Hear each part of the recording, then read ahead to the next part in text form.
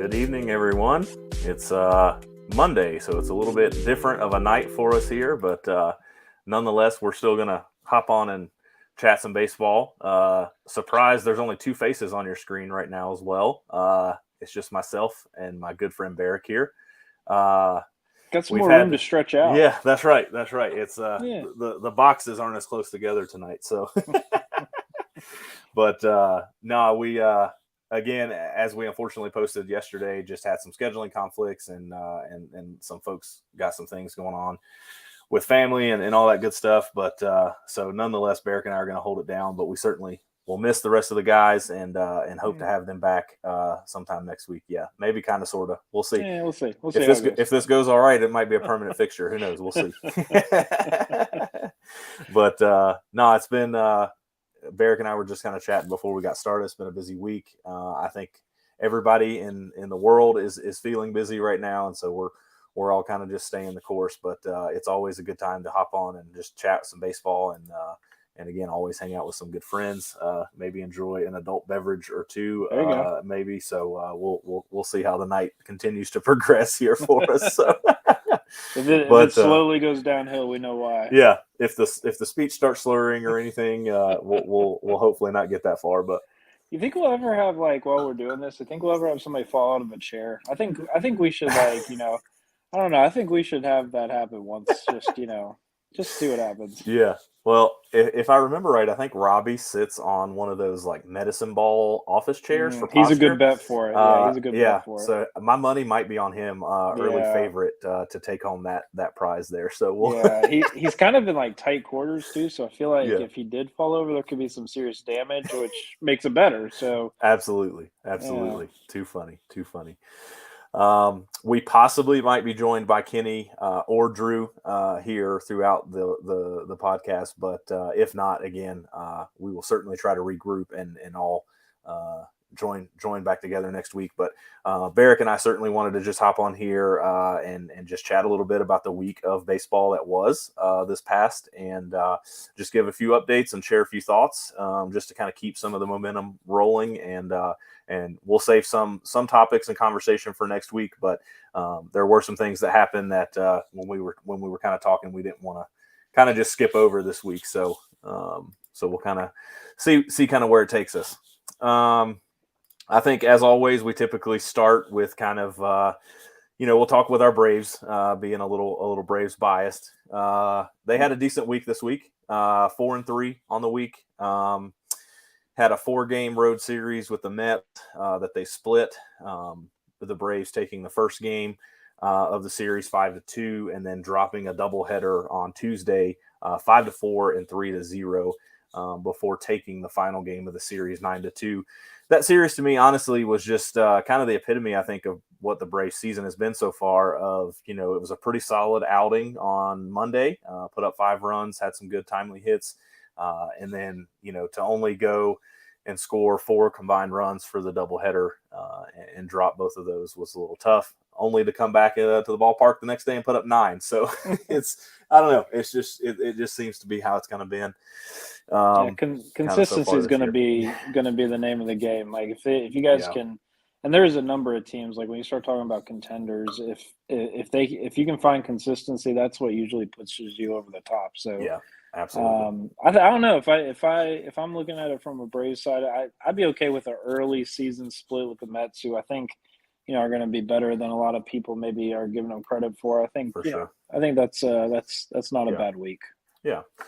And then had an off day on Thursday of that week, which was nice, before coming back home and having a home series against the Milwaukee Brewers, who have played very well thus far this season.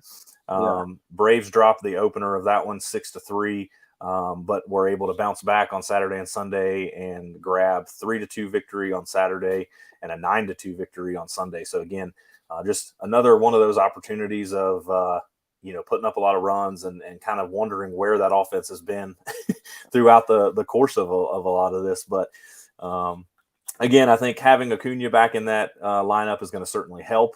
And we'll kind of see where we can go. Before I jump to him, I just wanted to mention this. It was something when I was looking at the Braves schedule kind of this past week. I would have lost a bet had somebody thrown it out there to me. The Braves, after winning the series against Milwaukee this weekend, that was only the second series that the Braves have won all season, which I would have not have guessed that. Again, I know they have been struggling. Obviously, if they split a 4-game series, that's just considered a split. It's not considered losing or winning. But yeah, the only other series win they have this year was against the Cubs at the end of April, where they took 2 of 3 at home from them.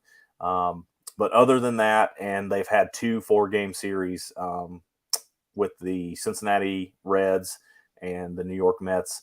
They have lost every other series, which I think, again, goes to that consistency issue. But I certainly would have not have guessed the Braves would have only won 2 series thus far throughout the season. So I wonder what the odds would have been on that before the season started. Like, if you put some money down on that, you would have been a rich man. Yeah.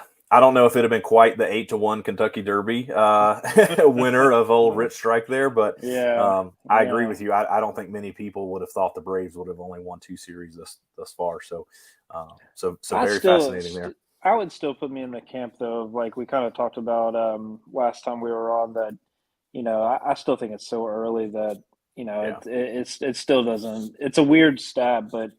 I wouldn't worry about it too much. At this point, I think it just takes that one hot streak just to get things rolling, and then you're off. But Milwaukee, man, talk about they're playing really good. Yeah, I can't remember if Kenny picked them to win that division. But let me take a look here. Somebody did, and they're looking really good because that pitching staff, like probably from top to bottom, they would probably be the best. They've got to be the best combined staff so far this year. Yeah, I would agree. It's been, and they're all kind of like, I'm not gonna say no names, but they're not huge names. They don't have like one guy that stands out. They're just a lot of consistent guys that are pitching well, and if they can keep that up, I mean, that can take you a long, long way. Yeah, Corbin Burns probably the biggest name that they have. That but even that's not like. I mean, he's not. Big household type thing. Yeah, not stud, not like So that's I mean that's been pretty impressive. They're kind of scary for sure. Yeah. Well, just to give you some insight there, Ryan, Robbie, and myself all took the Brewers to win that division. You, Kenny, and Drew all took the Cardinals in that division. Okay, well, I'm feeling real good about that. So three of us looking pretty good. But yeah. So Milwaukee now sits 19-10, but the Cardinals only 2.5 games back. So that division 100% is going to come down to those 2 teams. I think given the rest of that division, and I think that's going to be a pretty tight race the rest of the way.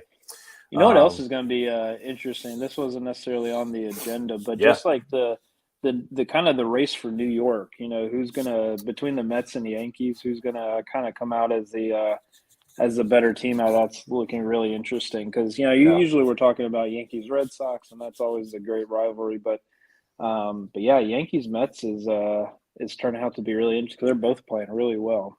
Yeah, 100%. Mets being the first team, I believe, getting to 20 wins, and then New York joining them, I believe, not long after that. So, they've got the 2 best records in the league. Mets sitting at 20-10, and the Yankees sitting at 20-8. So, if you go strictly off winning percentage, the Yankees carrying the best record in the league currently. Again, I'm not going to ever sit here and say that I'm pulling for the Mets.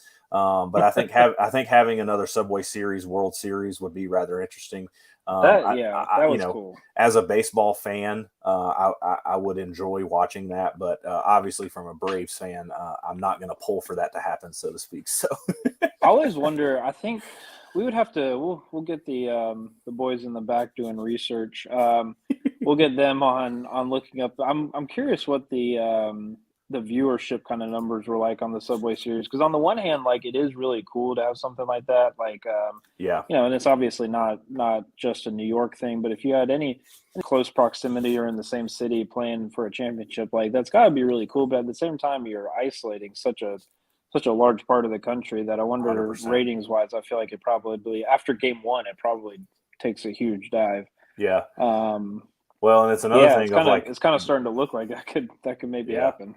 Well, and it's another thing too, like the weather is going to play such a big factor into that as well, because like you don't leave to a different climate; you're just in the same climate for the whole shebang. So, which as somebody that likes cold weather, I think that's great. I know we talked about how cold weather affects pitching and usually not in a good way, but something about baseball when it's cold, it's actually kind of think it's fun to watch. Yeah.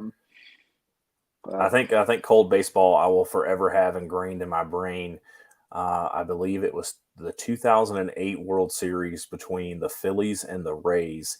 And it was the first year that the baseball hats with the flat down earmuffs came out. Yeah. I just thought that was like the goofiest looking thing I've ever seen. And so that World Series is just forever etched into my brain because it was the big reveal of the earmuff baseball hats. So you mean you didn't buy like 17 of those? Like, no, that I think we should try and get one for the next podcast. Maybe we'll have to try to eBay that or something. I wonder, like, was the inside of that hat lined with like material to like keep it warm? Because I just feel like it would. I feel like it wouldn't fit very well at that point. Like, probably not, but I would. But at the same time, like, that'd be like really uncomfortable if it wasn't. For sure. So I don't know. So anytime I think now, when I think cold weather World Series baseball, that World Series just speaking of hats, is there like I don't know, maybe like on like the hottest day of the year, sometime like maybe in August, what about like all the teams wear bucket hats? I'm just saying, like everybody has bucket hats out in the field, like maybe like a 4th of July thing. Yeah, man, that could work or something. Yeah, like it's a beach day. I don't know. I think that'd be kind of fun if you turn it on. You see everybody wearing bucket hats. Yeah, I'd be very confused, but I think it'd be great. Yeah, maybe knowing the MLB, it would be like a brimmed bucket hat. Like it would still have a baseball brim coming off of it, and it would look real goofy. But boy, talk about ugly. Yeah. Oh my gosh. Yeah. That would be so. That would be a trip. But So so that cold weather and all that. And I mean, speaking of hats as well, I will say I did thoroughly enjoy the Mother's Day hats from yesterday that the teams were wearing. The gray with the pink outline logos. Those look real sick. And I applauded the design of the Mother's Day uniforms yesterday. So I love how that's one thing I really like about MLB is just the fact that they have all those kind of like little tributes. It's almost like every other week there's something else, again with Father's Day, Mother's Day. You got like the Jackie Robinson stuff. You got, the Armed Forces Appreciation and stuff. And that is kind of cool because every year it's a different design. It's really cool to see what they come out. And some of them are awesome. Some of them are terrible. Yeah. So that is kind of cool because it's very fun to just see like, all right, what did they come up with this time? Is it good? But sure. The gray and the pink was a really, really, they did really good with that. Yeah. So happy belated Mother's Day to all the moms out there. I know you and I personally had our own mothers who raised us very well, but we also had a tribe of other moms in our lives that helped with a lot of things. So shout out to all the moms, but we'll give special shout outs to I guess there's 4 of us share a mom, so there's only I think four total moms in our group here. That sounds right. Yeah. So shout out to the first to third podcast moms out there that helped us get here and all that. We got one catcher and then three playing the bag. So, there you go. Yeah. That's a full team. Team. So we'll kind of go back just a little bit, but we announced it last week on the podcast. Ronald Acuña Jr. back, and boy did he look good this week. He had a couple mammoth home runs, and he was back to some of his showboat antics. He probably hit one of the funniest home runs in the Milwaukee series, in which I believe the ball traveled, if my memory serves me right, 483 feet, and he fell down. So if you have not seen that video, I highly recommend hopping over to MLB.com and looking that highlight up. But again, the raw power that he has just in his bat. And all that. So I pulled up his stats for the last 7 days. He went 8 for 23, 2 bombs, 2 doubles, 4 RBIs, and he stole 2 bags. That's deserving of, hey, we're doing all right with our life. So, I'm surprised how quickly he's doing that, because I mean, he just came back. I thought it was going to take a little bit of time before he got back in the swing of things. No pun intended, but he's came out looking really good. I love the LeBron celebration that he did. That was good. Yep. So we got people in the chat saying the LeBron celebration. Yeah. I mean, I've never seen a baseball player do that on the field. That was pretty sick. It's actually kind of surprising nobody has, actually. Yeah. But yeah, man, he's come back just looking really good. And if he can keep this up, I mean, watch out, because like I said, I thought it was going to take a week or two before he really started to look like his old self. Yeah. So, as we've talked about, again, I think he is going to bring a lot of, he's going to bring a lot of gel to that lineup. He's obviously going to bring that swag back to the lineup and the team. And so I'm highly looking forward to seeing all the stuff that he's coming out with next. And, again, I think he brings a dynamic to that outfield defense that we talked about last week. I didn't want to hate on him too much because he'd been pretty good at the bat, but Demerit has continued to play pretty well. He made an excellent diving grab in the Saturday game for Max Fried to get him out of a big jam and preserve a clean inning there. So he looks a lot better to me in left field than he did in right field, and so I think sliding Acuña back into that right field slot. Again, take some pressure off of Duvall from having to cover so much in center field. And then again, Demerit just looks a lot better over there in left field than he did in right field. He looks a lot more comfortable. And, in any sport, whether it's football, baseball, basketball, if especially at the professional level, if there's any type of uncomfortableness, one, it shows because you're on the biggest stage, and two, you're just not playing to your full capability because you're just not moving freely, and that athleticism is not coming out. So I certainly I think him being back in the lineup has kind of fit some pieces into the right places, and then again, if he keeps performing the way that he's performing now, hopefully we can get on that hot streak that you mentioned before. Yeah, well, and like we talked about before, he was a big missing piece. Like he was. I think again it was kind of underplayed. So yeah, the fact that he's back, he's going to make a lot of things better from the plate and also in the field. So I'm not surprised. He's a huge piece to put back in. Yeah, he starts stealing bags, getting in scoring position. The speed that he has, just in terms of being able to take that extra base. I'm definitely looking forward to having him in the lineup on a more consistent basis. I will say the heart beaded a little bit in the chest when I saw him fall down. That definitely looked rather awkward. I was hoping that was not a fall of injury. But we're saying our prayers that thankfully he got up and trotted that home run out. But I have a feeling there were some people in the dugout that had the same reaction. I'm telling you, I wish something like maybe. So we're all the time going off on tangents. Why do we not have a permanently placed camera at like the dugout that you can they have it typically in the camera well that'll show inside, but they typically will only show that after a home run or a big play like that. Yeah. Like, let's show that a little bit more, like for some reactions like that. Like, I just think that's another way to just make watching the game on TV a little more interesting for folks at home. And, I don't know. No, I think that's a good idea. I think, especially, in like those kind of scenarios, especially if you have like a team, like there's some teams that just have more animated dugouts than others. Yeah. So like, if you have one of those teams, just, keep the camera fixed on them. And I think, you can get some good memes out of it for sure. Yeah.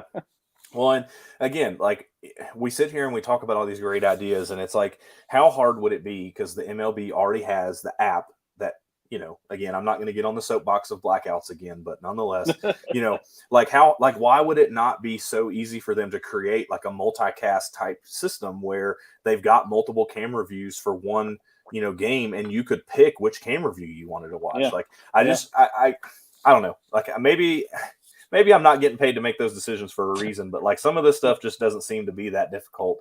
And I mean, they're already doing it with other sports, so it's kind of like, why not? I know. That's what I'm saying. So anyway, I don't want to get on that soapbox. I can get loud on that one a little bit, and I don't think the good people of YouTube, I don't think, want that on a Monday night. So we'll save it for next time. Yeah, that's right. That's right. We will shift over to our other bias of the podcast. So we're going to stay positive this week. Orioles talk. So we'll have our little our Orioles talk here. Don't want to steal too much of your thunder, but I will just go ahead and throw a couple stats out to you. 4-3 on the week as well, just like the Braves. Brings the season record now to 12-17. And I don't know if you happen to just take a little peek at the old standings there, my friend. Yep. The Baltimore Orioles in May are not currently in last place in the last place. And you could argue we've earned that not being in last place. Absolutely. Yeah, the Red Sox have been terrible. And honestly, the Orioles haven't been too bad. They they're, especially again when you consider that John Means is gone, and they're losing Alexander Wells for probably 3 months, who was another one of their young pitchers that they were hoping was going to be a big part of the rotation. So, considering that, they're actually playing really well. I mean, they split with the Twins, which I'm pretty okay with, and playing well against the Royals. So split with them so far, I think. You took the series today. Yeah, but Mountcastle is he's really getting fun to watch. Like if anybody, there's not a lot of reasons to watch Orioles baseball, but if you're looking through highlights, I mean, he's the one to look for. He's been a lot of fun, especially at the bat. He's got he can really hit some good balls. Yeah. So he's been good. And honestly, I think I'm not going to get ahead of myself here, but I do think they still have more in the tank, if you will. I mean, Cedric Mullins has been playing good, but not great. Mancini hasn't done a whole bunch. So they still have some guys that if they start to connect, they could play pretty well. I think, is third place totally out of the picture? It's going to be tough, but hey, if they don't finish last in the division, that's a win. So absolutely. We'll see. They're they're hanging in there. The question is, my thought is that when they're going to inevitably hit a lull where they kind of start to play poorly again. Yep.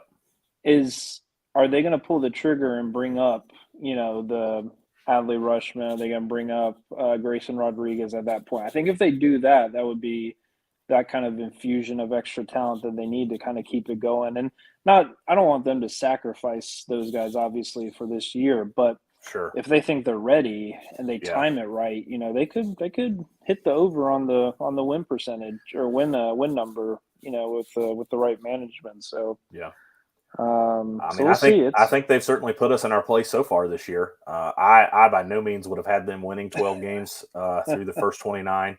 I would argue that right now, they're not the worst team obviously they're not the worst team in the league because they're not the worst team in their division, but like if you look at them from a total team and kind of projecting forward a little bit, I think they're in a better place than their counterparts in DC. I would agree with that 100%. I think they have a better outlook there. Probably better than Cincinnati. Is Cincinnati the other team that's doing pretty poorly this year? Yeah. So Cincinnati, I would say has, they went full wholesale rebuild in the offseason. They traded Eugenio Suarez. They traded Jesse Winker. They got rid of Amir Garrett. They sent him to the Royals. So they gave away a lot of some of the foundational pieces that were making that team solid. And it doesn't make a ton of sense. And again, like I don't, we try not to really be like a bashing podcast and talk about guys because they are professional athletes at the same time. But again, they're 5-23. Like, that's not good baseball. And so like the product that's on the field is just not a good product right now. And I would say the Orioles have 100% eclipsed them in terms of current, just how good they are. And then also, like you just said, the future outlook of what the Orioles look like compared to them. So now, again, that is to be determined based on the prospects that they got in some of those deals in that trade. But I would say at this given moment, the Orioles 100% have a better outlook than the Reds do. That alone puts me in a good spot. So they're it's funny too, because like it's when the bar is so low like it is with the Orioles, like it doesn't take much to get you excited about them. So it's been kind of fun so far to watch their games and follow them, because in the past it's been like, even last year, like I remember, they were okay to watch for the first month or so, but after that, it was just painful. It was just like, you knew they were going to lose. You knew it was going to be usually not even close. There was no one even really outside of Cedric Mullins. There was nobody to really worth watching, and it's just bad and depressing. So at least this year we got a little bit more excitement, a little bit something else to look forward to. Yeah, no, I hear you. And I agree with your points on the prospects. Personally, I will say I think it's time Adley comes up, if I'm being honest. Robinson Chirinos is your current catcher, and he is batting a whopping 143 with 8 hits. Him and Ben Boom. So Boom. Yeah. So I think he should be starting just because of his name. But yeah, I mean, I would love to hear some announcers try to say that for an entire game for sure. Yeah. I'll say, not to get too far ahead of us on our agenda here that we've set out, but I think a big surprise for your Orioles this year has to be the emergence of Austin Hayes, right? He's the thing with him is going back to consistency. So I feel like the last couple of years, he's had these spurts of just looking really good, especially in the outfield. Like he can in the field, he can make some really tremendous catches, and he's fast and he's not afraid to sacrifice the body, if you will. But he can't. But it's just, again, it's a consistency, because I would say 2 years ago, him and Cedric Mullins were neck and neck. Like, who's going to actually turn out to be the everyday center fielder, who's going to maybe be a DH or have to shift over to another position. Sure. And then last year, Cedric Mullins did what he did and kind of grabbed the reins. But again, Austin Hayes still had some really good spurts. He just couldn't put it together for extended periods of time. So that's going to be the thing this year. Yeah, he's putting it together, but he's until he does it for more than a week or so at a time, it's kind of the same old, but the talent's there. He's great. Yeah. 100%. Yeah. And I mean, I'd say he put together a pretty solid first month, at the plate from that consistency standpoint. So he's currently hitting 327, on base percentage 403, slugging 500. You'd like to see that just a little bit up. Yeah. But he's got 9 doubles, 3 bombs, 12 RBIs. Strikeouts are there a little bit with 20. But he's getting on base. He's taking advantage of some opportunities when he's got runners on for him. So if he keeps that up, and then like you mentioned, the defense that he can play, the throw that he had this past week to get that guy at home. I mean, he played that so perfectly off the carom, off the wall, there in left field, and just what a strike, right? Yeah, that was a rocket. Just on point, and that guy just didn't stand a chance. So and you know what? To give credit where credit's due, the catcher did a great job of blocking home plate too. Yeah. He was in perfect position. For sure. Granted, again, when the ball's right there, that helps a lot. But he was ready to block the plate. So catcher did a good job there too. Yep. So shout out Drew and Robbie on that one, holding down the catcher for it. So, but yeah, I think he's been a solid kind of show this year, and something to pull for the Orioles, like you said. Yeah. Hopefully this is the start of him kind of putting together some of that good stuff there. So yeah. All right, we have to talk about it just because it happened. But I would love to get some of the other guys' perspectives on this. So I think we are gonna probably also move this to next week, just because I think there is a lot to unpack with this. But Yeah. this week, Madison Bumgarner was ejected in the first inning of his start.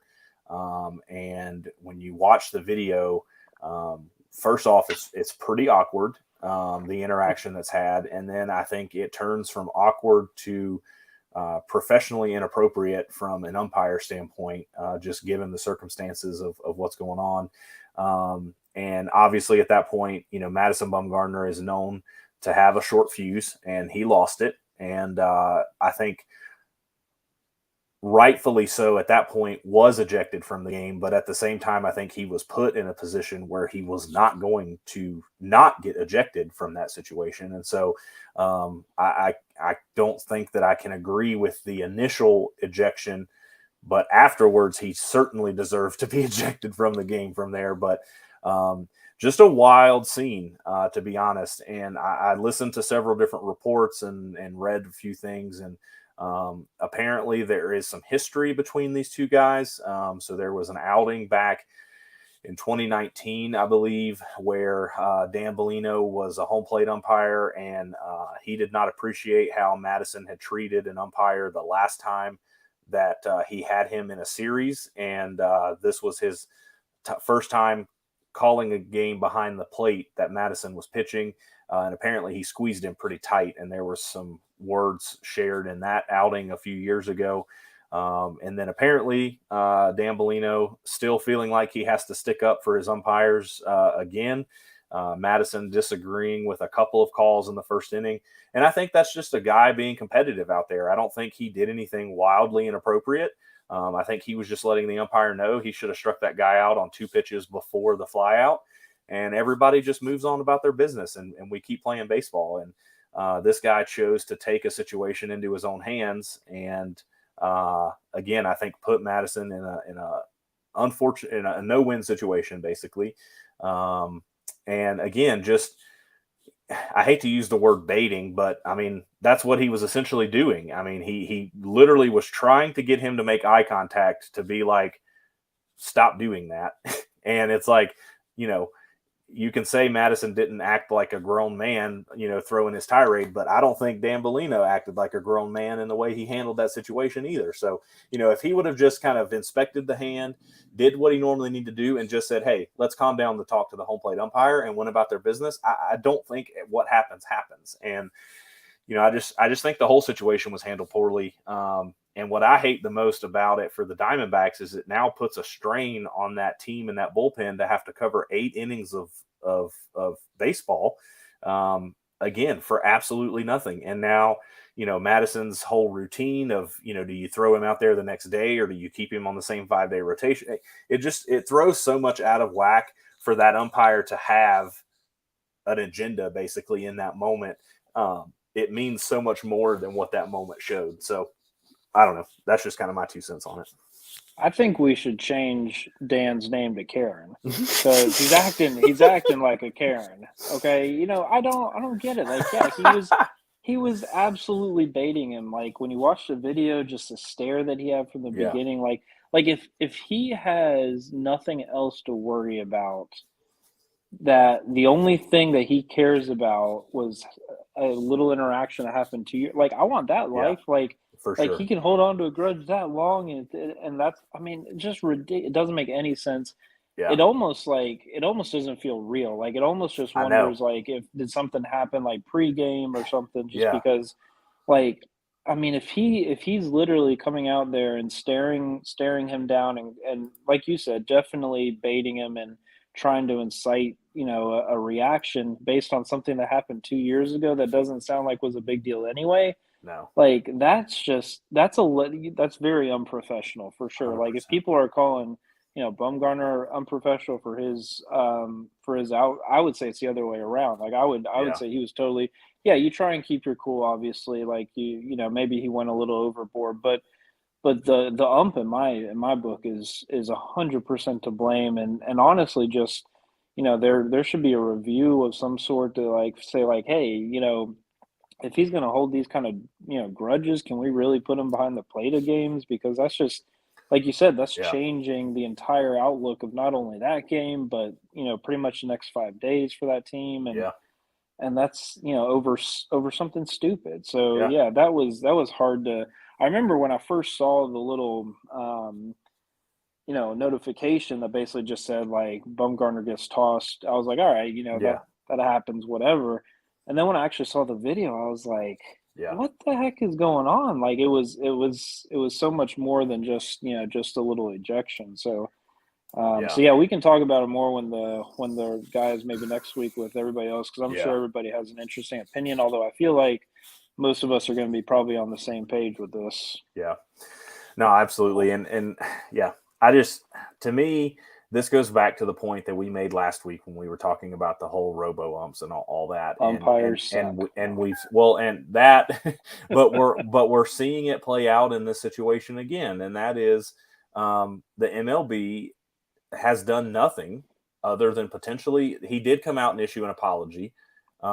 But if I'm being honest, refs apologizing in sports means absolutely nothing to me, because it doesn't change what happened, and it doesn't go back and fix the fact that bullpen had to cover 8 innings of that game. And you know what? Not to cut you off, but I think the apology means a lot more in my book if it seemed like it was a mistake. That wasn't a mistake. That was something he clearly chose to do. 100%, I agree. So again, that's the one thing in this situation that has been different, is the fact that he actually did issue an apology.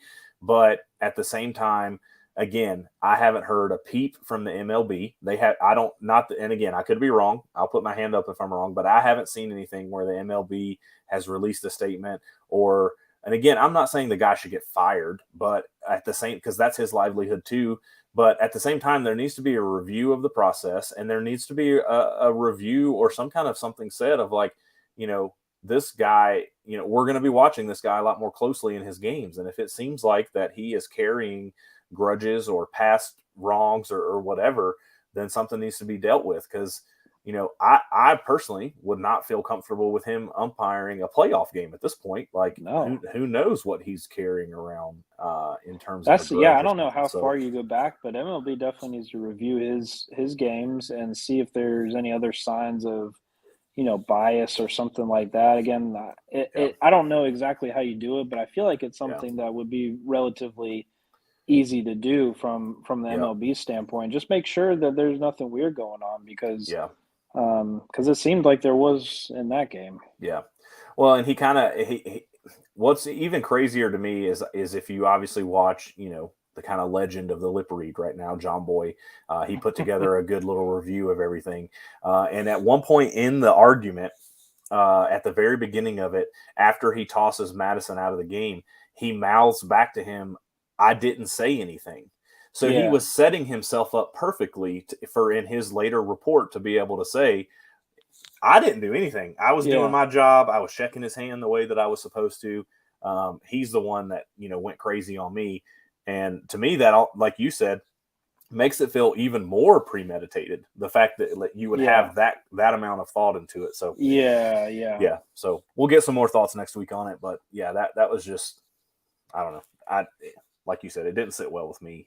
No. All in all. So,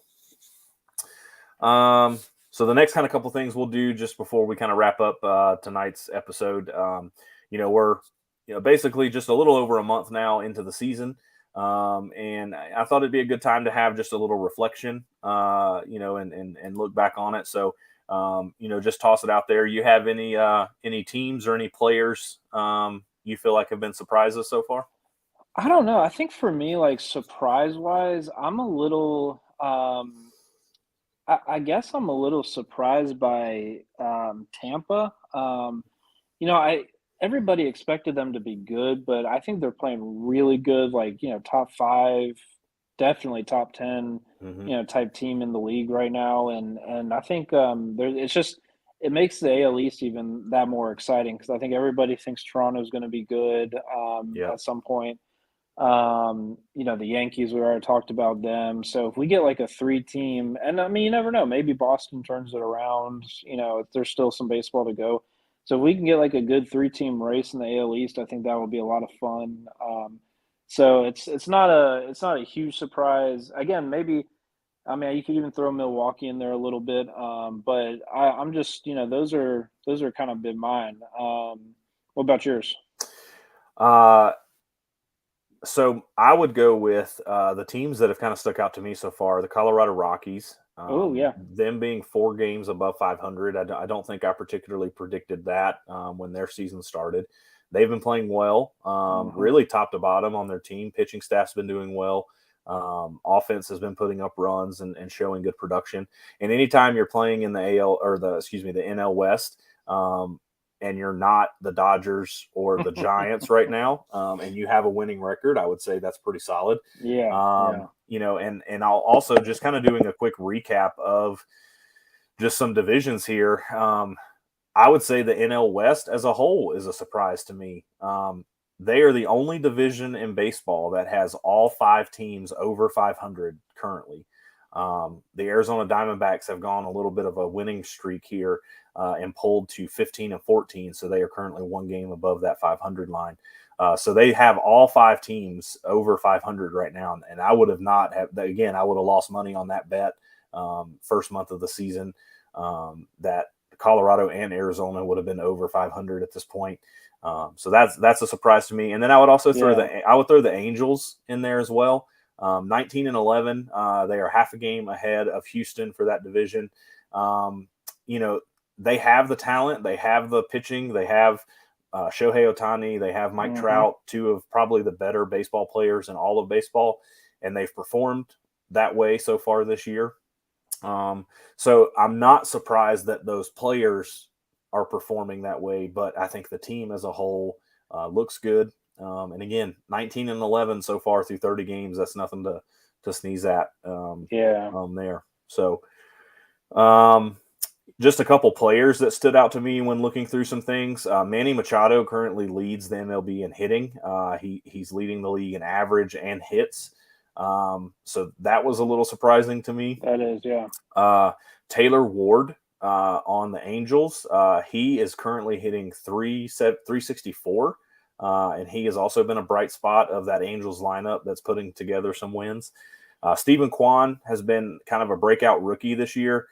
He's hitting 316 with 6 doubles, and he's got a 407 on base percentage. So that's been pretty solid so far this year. So, just to give the Orioles a little love there, I did throw Austin Hayes in there as a little surprise. So, so those have kind of been the biggest ones for me so far. I think when I kind of look at baseball and kind of where things are right now. Yeah, no, I think those are good ones for sure. It's still early, but I think, I don't think you could argue with any of them. Yeah, for sure. So we'll go to the flip side now. You have any disappointments or kind of flops so far? I would say probably the first one that comes to mind would it's probably the 2 teams that have the 2 most exciting young guys on them, which would be the Kansas City Royals would be the first one. And kind of more specifically, I think Bobby Witt. I mean, I think, everybody was super excited about him. And I mean, it's still early. He could still take off and Sure. he will be a great player, of course. Yep, but I agree. he started the year like 2-12 or something like that. And then the other one would be the Mariners. I think Seattle also had some kind of higher hopes, and they've also got a young stud and just haven't quite taken off that way. So those would be the kind of the 2 disappointments if I was looking at it. Just again, and most people weren't sitting here saying the Royals or the Mariners are going to win the World Series or anything, but just not as exciting. Not the kind of numbers you would expect thus far. Yeah, no, I would agree. I had the Mariners on my list as well. I did not particularly see that happening. If I'm being honest, I saw them kind of battling for that division. And if I'm going to be super honest, on our preseason picks, I had them winning that division. So there you go. So they have been my biggest disappointment so far because they have not played very well. And like you said, Jared Kelenic, another great prospect that I think is going to figure it out, but he has struggled so far this season. He did come through with a big pinch hit home run this week, so hopefully that will kind of put some pep in his step, and will kind of skyrocket him forward. I also threw the White Sox out there. That's another team that I had picked to win that division. They are battling through some injuries right now, which does make that a little bit tough for them. But I still expected that pitching staff to keep them in some more games. Again, some of their injuries have been to the pitching staff, so I guess that kind of makes sense. But they've been a little tough to watch. And then anytime I can kind of take an opportunity to say something about the Phillies, I think I will. I think they've probably disappointed a lot of people. 12-16 to start the season. Pitching hasn't looked too great. Offense is kind of doing what they picked up those players to do, but at the same time, I would say not at the consistency level that they were wanting those players to do. And then, as we kind of predicted before the season started, they've had some defensive woes that have I think have cost them some games, to be honest. So they this week had a huge disappointment. They blew a 7-1 lead in the ninth inning to the Mets. That's tough. And what kind of makes me laugh about that is the whole conversation we had about the unwritten rules. And there's kind of a rule out there of 6 after 6. You take your foot off the gas pedal there because you're trying to not hurt the other team's feelings by running up the score. That's 6 runs in the ninth inning, cost you a ball game. So I think I'm here as another Gabe Kapler supporter in that land there. I got a question about a possible disappointment. Okay. Can Ohtani be classified as a disappointment? Because now here's my thought, because his expectations are so high. Sure. Right? I mean, everybody has such high expectations, and I don't feel like he's meeting that so far, which would be my question of, like, could he be a disappointment? I mean, he's still playing well. He's not like, he's not stinking it up or anything, but he hasn't, I don't feel like he's came out and lit the league on fire just to start here like we all were thinking or hoping he would. So I don't know. I was kind of had him as like he's not a disappointment, but disappointment compared to what we were expecting, maybe. Yeah. Just kind of taking a quick look at some of his statistics. So at the plate, he is only hitting .235. So that's a little lower than what we were expecting. He has hit four homers, 16 RBIs, and he has struck out 31 times. So I would say that's a little bit of a disappointment from where we kind of expected. I will say on the mound, he has looked pretty solid. And I think we all kind of, like, when we were talking about this at the beginning about whether or not, how long can he do both and that kind of thing. I mean, maybe this is already the start of that. And obviously the Angels as a team are playing pretty well.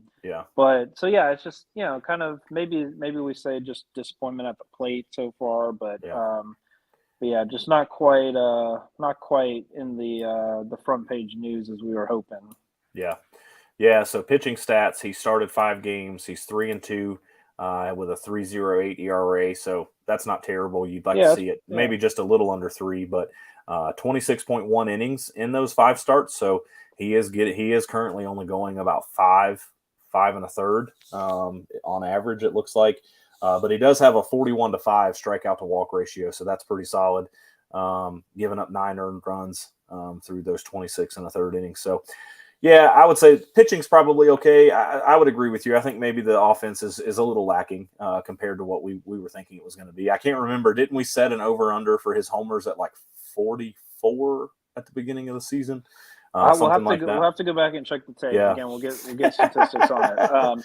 But I think we laugh because there is no statistics. But I think that I think it was a pretty high number. We'll have to go back and look and see what it is. But he's definitely not looking to eclipse that right now. No. So, I mean, if he needs motivation, there you go. First to third podcast. Calling you out, Ohtani. Maybe step it up. You're on the doorstep of a disappointment. So, yeah. I'll throw out a couple other names that I would say are probably just disappointments. Max Muncy for the Dodgers is currently hitting 138. He's 11 for 80. He's got 19 strikeouts and 3 home runs. That's not great. And then your second favorite team, the Washington Nationals, they had a big signing in the offseason in Nelson Cruz. And he is currently hitting well below, I believe, 150. He's right around that 150 mark. That's not good. And he has, I think, 3 home runs as well. So he has definitely not added the power so far to that lineup that they were expecting, which is a shame because Josh Bell has been a pretty big standout for that team so far this year. Let me pull this back up here. He is currently hitting 343 with 3 homers, 8 doubles, 18 RBIs. So he's really been their main source of offense. So far through 27 games or so. So yeah, he 7 doubles, 4 homers, 21 RBIs. So I picked up the wrong line there. So he, again, I would say Nelson Cruz was supposed to offer him some extra protection in that lineup along with Juan Soto. And unfortunately, Nelson Cruz not off to the start that he was probably hoping to have there. So those are a couple more players. Hopefully they turn it around, but I would say pretty big disappointment in the first month so far. A few more disappointments. I'd like to throw Kenny Schwab, Robbie Schwab, Drew Dole, and Ryan Dole. I love it. I love it. Disappointments for the week. I'm just, we just call it how it is here. We're just here. We're just here. Yeah. So that's too funny. Too funny. So last week we had promised a new segment that I believe we're going to postpone since it is just the two of us. But I have one. I have one too. Okay. Well, so we'll throw one out there, and then we'll see if we're the winners this week. You want to lead us off there? Sure, I can lead off. I'm going to go small on the first one. Okay. We're just getting started on this. So I would like to throw 10 stacks on. This past week we had a ton of rain delays. So I'm going 10 stacks on, let's say 3 or less rain delays for this coming week. Okay. Yeah, that's what I'm going for. I'll make sure we get that typed in for the research department. That was less than 1 day for this past week. So that is true. I feel like I would get good odds on this, but I agree. But yeah, that's what I'm going with, and I'm going 3 or less. Okay. I could not find any odds on my specific bet either, so I also am doing one of the custom stack bets that we talked about, where it's just a 2-to-1 payout. But for my first bet, I had to go with the hometown Bravos. I'm looking at their schedule for this week. We got 2 games against the struggling Boston Red Sox at home on Tuesday and Wednesday. And then we host the Padres this weekend, which is going to be a bit tough, but we get another off day on Thursday. So that's 2 off days this week. I think the pitching staff's going to be well rested. So I am putting 25 stacks this week that the Braves will win 4 baseball games. Okay. And they will finish this week 4-1. I like it. So, again, just to kind of recap, each week we're going to throw out one or a few bets. It's all fake money, so that's why we're calling it stacks. We're not, actually betting the old Benjamins around here. But if you create a bet, basically you're just creating it against the first to third casino. And if you create a bet with no odds, then it'll just pay out 2-to-1. So Berrick and I are both playing against the first to third pod casino this week. So he is 2-to-1 for 3 or less rainouts at $10 for the stacks. I'm betting big on the Bravos this week, going 25 stacks, 2-to-1 that the Braves can pull off 4 out of the 5 games this week. So we'll see how we get this thing started. I'll be driving through Atlanta on Wednesday. I'll sprinkle a little magic dust while I go by. I'd love it. That'd put me up to 75 stacks. That'd be an early lead so far this year. There we go. I'd love it. So yeah. Well, you got any closing thoughts you want to close us out with here? kind of finish it? Nothing except for just I'm really excited about what we got coming up. I feel like we're getting past that opening day glitter and starting to get into the meat of the schedule. So I think that's going to be a lot of fun. We'll start to see where some of these teams are, who's going to be real and who's going to be kind of fake.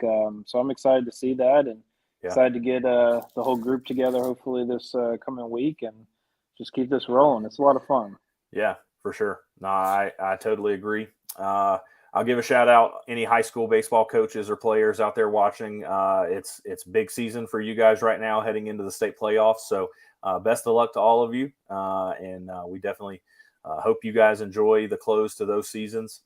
I'm hoping for a big week. I agree with you. We're kind of getting off of the, oh my gosh, baseball's back vibes. And we're starting to get into the thick of it. So I think we're going to have a lot more storylines to chat about. We're going to have a lot more things to discuss. Hopefully good things for both our Bravos and the Orioles. And we'll kind of see how it goes. For all you folks listening, we appreciate you tuning in with us tonight and spending just some time with Berrick and I. We hope that you have found this informative and beneficial. If you would like to drop us any comments or questions for the next show, please feel free to email us with the email here, first2thirdpod@gmail.com. Again, that's first, the number 2, the word third, and then pod@gmail.com. You can also follow us with the social media links down in the description. We're over on Twitter and on Instagram. We're trying to get that up and running, so definitely stay tuned for some more topics and content there. If you're watching us on YouTube, we appreciate it. If you wouldn't mind, just hit that like and subscribe button for us. We're trying to grow this thing and get into as many people's ears as we possibly can. But we appreciate you guys listening, and we'll catch you next week. Yep. See you.